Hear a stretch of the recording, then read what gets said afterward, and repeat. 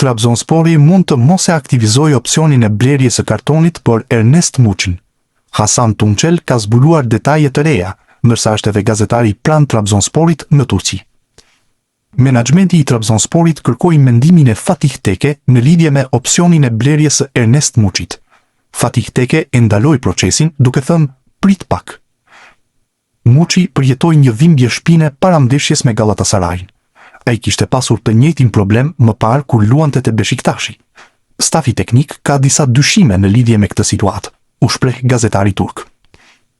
Trabzonspori mund të aktivizojë opsionin e blerjes së kartonit deri më 10 maj, ndaj edhe kjo javë është vendimtare për të ardhmen.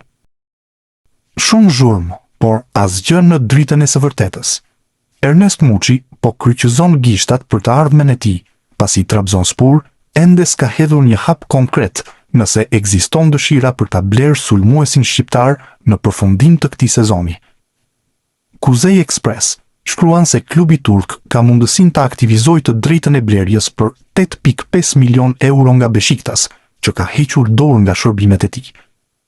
Sa kaq, një luftë e brendshme ka lindur në Trabzonspor, pasi drejtuesit gëzojnë mendime të ndryshme dhe ende nuk ka një pistë të qartë se ku do të drejtohen për të vendosur pikat mbi i për lojtarin kuqezi, i cili kërkon po ashtu një informacion paraprak se çfarë mund të bëjë me të ardhmen. Vendimi, thot media turke, do të finalizohet shumë shpejt, përpara datës 10 maj, kohë kur përfundon dhe cikli i huazimit të Muçit.